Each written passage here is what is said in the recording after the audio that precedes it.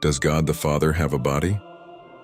This is not only a theological question, but one that touches on the nature of God, his relationship with humanity, and how we understand Scripture. To begin, let's look at the foundation of this belief. In Genesis 1:26, God declares, "Let us make man in our image, after our likeness." This verse sets the stage for understanding how humanity reflects God's nature. Some interpret this as purely spiritual, but the idea of image and likeness has led many to believe that this includes physical attributes as well. If humans are created in God's image, it suggests that God too has a form that is reflected in us, albeit in a divine and glorified way. The Bible reiterates this concept in Genesis 5. In the day that God created man, he made him in his own likeness. This likeness includes both moral and physical attributes. The connection between humanity and God's image is reaffirmed in the Genesis 9:6, which declares that mankind is sacred because we are made in the image of God.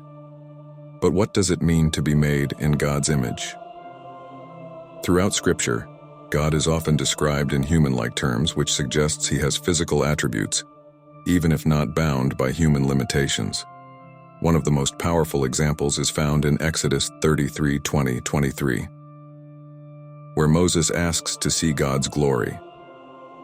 God responds by saying, "You cannot see my face, for no one can see me and live, but you will see my back." This passage is critical because it directly states that God has a face and a back, physical attributes that he chooses to reveal or conceal based on his divine will. This implies that while God's full glory is too much for humans to behold, he possesses a form that he can show selectively.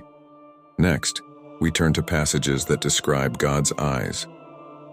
Psalm 11:4-9 states, "The Lord is in his holy temple. His eyes observe the sons of men." This suggests that God sees his creation with purpose and intent.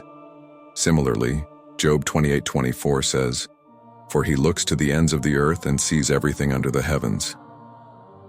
These aren't just metaphorical descriptions. They reflect an active, watchful God with personal involvement in his creation. Another key point comes from Deuteronomy 32:40, where God declares, "I will lift up my hand to heaven." This is followed by the Revelation 5:7, where we see God holding a scroll in his right hand. These passages emphasize that God's hand is a symbol of authority and action, but it also implies that God has a tangible presence. Ezekiel 43:7 reveals God speaking about his throne. "This is the place of my throne and the place for the soles of my feet." This description reinforces the idea that God occupies a place, has a presence that involves feet resting on his creation, and governs from a physical throne. The imagery doesn't stop there. Daniel 7:9 portrays the Ancient of Days with hair ear white as wool. This description is echoed in the book of Enoch, where the head of days is also described with white hair.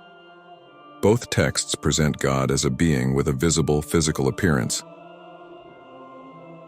And in 1 John 3:2, the apostle writes that when Christ returns, we will be like him, for we will see him as he is.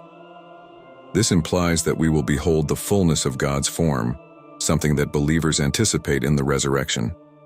But what about those who argue that God is purely spirit and has no form? During the early centuries, Gnosticism posed a significant challenge to this idea. Gnostics believed that the material world was evil and that God could not have a body. However, this view was rejected by early Christian leaders.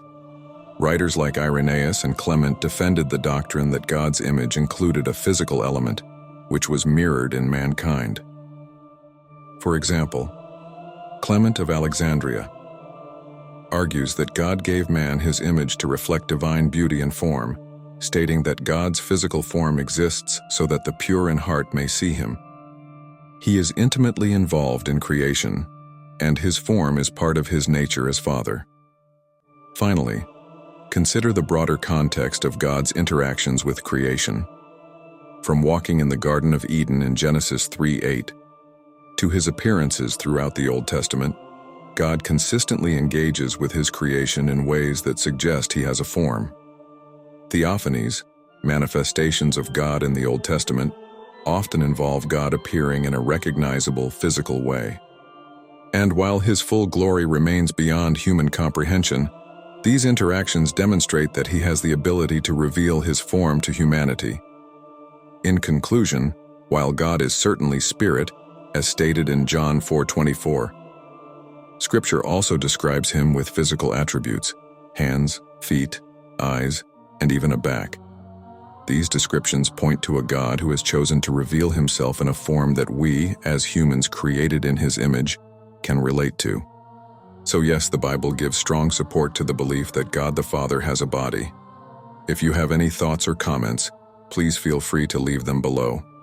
God bless, and Christ is King.